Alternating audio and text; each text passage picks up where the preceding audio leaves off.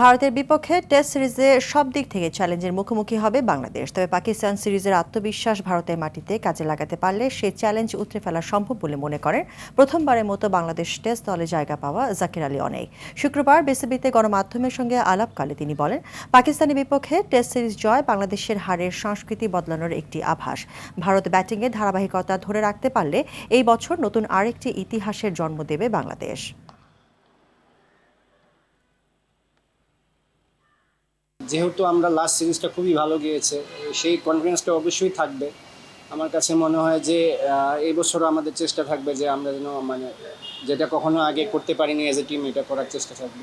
Challenge তো সব দিক দিয়েই থাকবে, তাদের ব্যাটিং লাইন আপও তো অনেক ভালো। তো দেখেন, আমরা যদি অ্যাজ এ ব্যাটিং ইউনিট ভালো করতে পারি, দেখেন আমরা আমাদের লাস্ট দুইটা টেস্টে দেখেন আমরা সব কিছুতেই ভালো করেছি, বিশেষ করে ব্যাটিংটা কিন্তু ভালো ছিল।